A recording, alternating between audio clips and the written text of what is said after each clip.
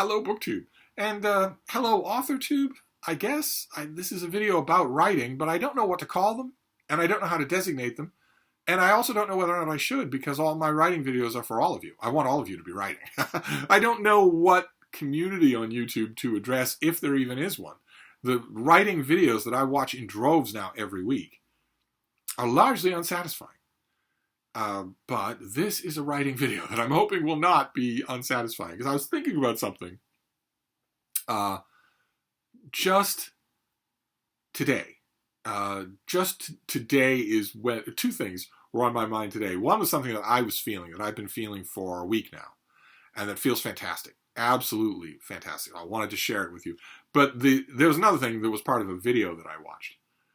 Some of you have mentioned, I've mentioned before on this channel, that I watch a channel called Beau of the Fifth Column. He's a Florida man. he's this bearded guy who addresses political issues of the day and also a bunch of other stuff. Doesn't talk down to his listeners. Doesn't talk in buzzwords.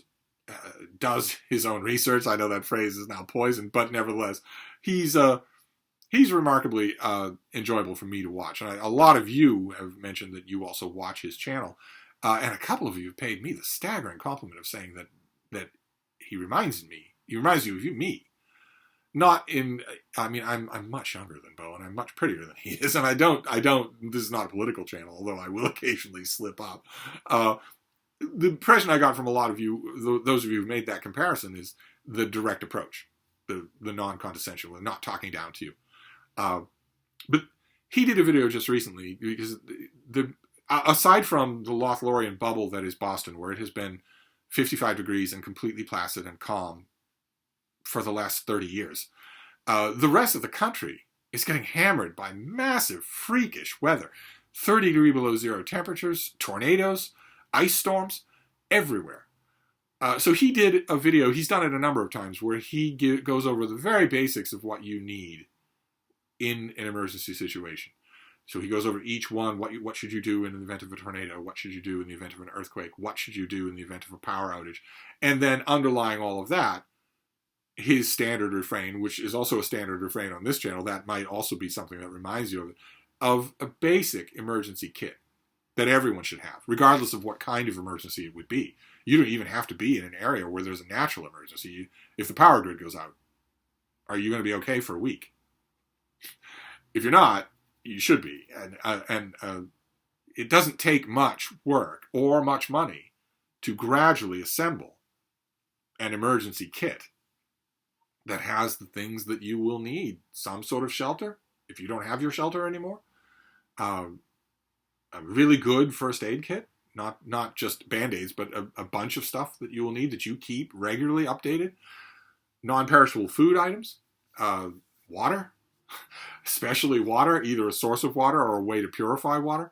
And Beau is also big on mentioning a knife, and he always mentions what I've had so many. I've known hands-on outdoorsy people like him, and they all say the same thing, which is, trust me on this. I'm not going to enumerate all the reasons why, but if you don't have a knife, you're going to want one.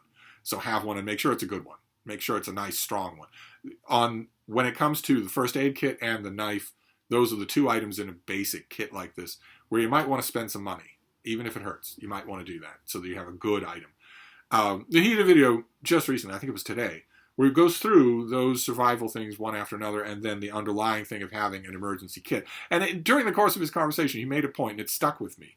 It resonated with this other thing, this personal thing that I've been feeling, and made me want to make a video about writing, believe it or not. This is going to get around to writing.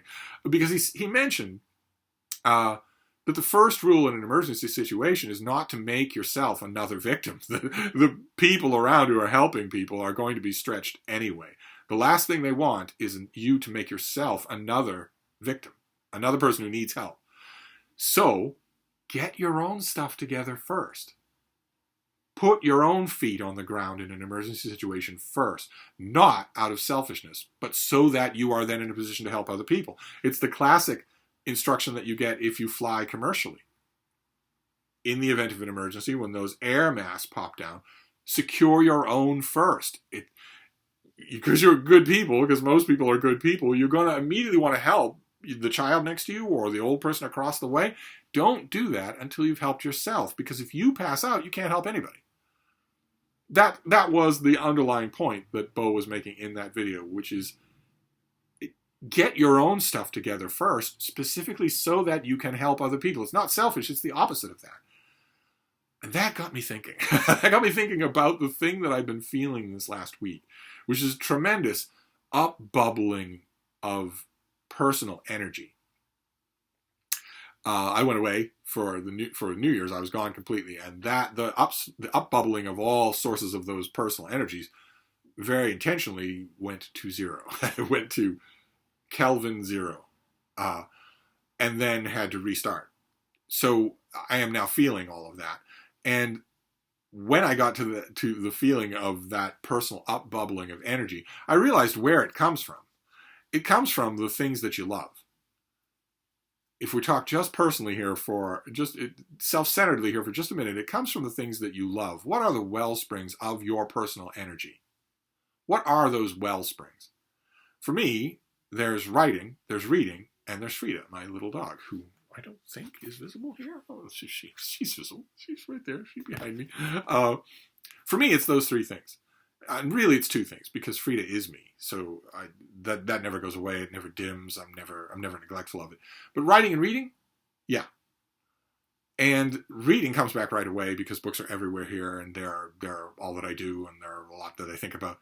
But for a while there, writing did not bubble back up. And then when it did, I realized the enormous amounts of energy and deep breathing that it was giving me. And I realized that the reason for that is because you get your energy from the wellsprings in your own person, in your own life. What are those things? In the 21st century, we have accustomed ourselves, some people, the Twitter generation, has accustomed itself to concentrating maniacally on those wellsprings to the exclusion of all else. I'm having a bad mental health day, so I'm going to ignore you and anything that you might need. I'm going to ignore anything that anybody might need. I'm going to ignore my social obligations, my work obligations, my health and family obligations. I'm just going to concentrate on that. And maybe I'll make a lifestyle out of doing that, and then I'll become a BroTube influencer. Maybe I'll just do that. Maybe I'll just concentrate on that. Me. How many BroTube influencers start off every video with his, don't give anything, don't give two F's about what anybody thinks about you at any time, under any circumstances. Don't care about what anybody says. Learn to say no. They love crap like that. Sociopathic crap like that. They just love it. I'm not saying that here in this video, which is eventually going to turn around to writing, I promise. But I'm not saying the unhealthy, necrotic concentration on that to the exclusion of all else. You know people who are like that, and so do I, and they are awful. Just awful. What I'm talking about is closer to the airplane analogy, because I think a lot of us not only don't concentrate as often as we should on those wellsprings, those things that actually make us ourselves, that actually give us our energy, the source of that energy. Not only do we not concentrate on those wellsprings often enough, but a lot of us, because good people outnumber bad people, I firmly believe that, a lot of good people have trained themselves to think that it's somehow bad to concentrate on those things at all. Instead, what do you need? Can I do something for you? Whether it's work, whether it's a loved one, no matter what it is, what do you need? That can amount to self-neglect. And in the airplane analogy, it is eventually going to hurt the very people you are trying to help. Those people benefit more from your selflessness when you have your wellsprings of energy completely unblocked, when they are flowing. I know this personally in the last week because I have reacquainted myself with the absolute joy I take in writing.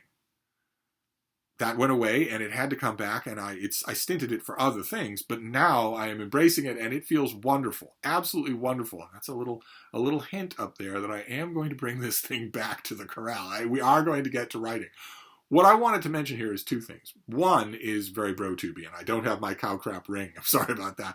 But I am the king of BroTubers anyway. And one of the BroTubey thing that I want to say here, but I want to make sure you hear from someone today on your big plasma screen TV, is you should assess what those well springs are. In my experience, most people have 2 or 3 of them. Most people don't have more than that. I'm not talking about interests here. I'm talking about something that actually that feels like a bubbling up of a natural spring. Cleans you out. Gives you a deeper breath. Makes you smile. Most people have 2 or 3 of those. And the first part of the point that I want to make here is that it's a new year. We're in the second week of this new year. You should look at those well springs and make sure they're in good working order. They should be in good working order. That is not sociopathic. That is not dude bro selfishness. You need those to be in good working order so that you are at your top form to help others. That's the whole point of it being there. I mean, this is not the whole point. You should also be happy. You're only going around here once. You should be happy. But a big part of it is that if those well springs aren't flowing naturally, if you aren't allowing them to breathe free, you won't be in as much of a position to help people around you because you won't have your maximum amount of energy. So the BroTube part of this, the point that I want to make in this video, that is a writing video. It is a writing video. The BroTube point that I want to make is that you should assess those well springs and make sure they're okay. No one's going to do that for you. You have to do that yourself. And it is not selfish. It is not self-centered. Not in the bad sense. A lot of you are going to feel that way. You're going to feel like I come last. But you should do that. You should assess those well springs and give them some love and attention. That will make you at your best to help others. That's the BroTube part. The writing part, we got there. After 11 minutes, we got there. The writing part is that I want to strongly suggest to you that you contemplate, if you don't already have it, making writing one of those well springs. It is something that you can add. You can add to that collection of well springs, of personal energy. And writing has the potential to do that. It feels wonderful to do. It doesn't feel wonderful to do for the first 6 months, but it feels wonderful to do. It is extremely self-rejuvenating. It feels wonderful. Don't let belly-aching writers tell you otherwise. There's a reason why they don't have ever abandoned it. They could, and they don't, because when it's going well, there's nothing to compare to it. It's a beam of sunlight just bursting out inside. Tortured writer stereotype notwithstanding, it feels great. And those of you who've done it will know what I'm talking about. The point that I'm trying to make in this writing video of some kind, I don't know what kind of writing video this is, because I don't know what kind of writing atmosphere is out there on YouTube. But the point I'm trying to make is that in addition to unstopping and making sure are healthy, all of those personal well springs of yours, you might want to think about making writing one of them. Chip away at it, work at it. It won't feel that way at first, but when it does feel that way, well, it's all yours. It's not dependent on anything. You can do it yourself, and it feels wonderful. It certainly has felt wonderful for me in the last week. So I wanted to make a weird video about that while I could. That pay attention to those well springs. Make sure you're looking after yourself. That is not the same thing as the ubiquitous mental health day. That is not the same thing as, me first, you never. That is not the same thing as, buy my energy drink or anything like that. That is good advice. I'm not advising you to become a narcissistic sociopath. But see that your well springs are unstoppered. Make sure they are uninhibited. That they are pumping energy into your body, into your mind.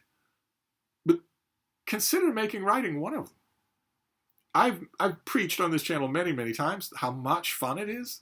And some of you don't feel that way, and I feel certain that the reason you don't feel that way is because you haven't done it long enough. You need to do it for a while. It's a muscle like anything else. It can't be a raw beginner's level, or it won't feel good. But once it's not a raw beginner's level, it will feel good. And it might become one of your well springs. You might want to think about it. It was a late addition to mine, and I couldn't do without it. So anyway, that is a writing related video, very close to a BroTube video. Somebody going to do a bro watch video on me? I hope not. So I'll wrap this up for now. This is a writing video. I'll try to remember to put that in the title. And we'll just have to figure out. I'll have to make what I want. The kind of writing video that I want. I'll just have to make it myself in the course of this year. So it'll be an uneven process, and I'm dragging you along for the whole of it. So I'll wrap this up for now, but I'll be back. Thank you, BookTube.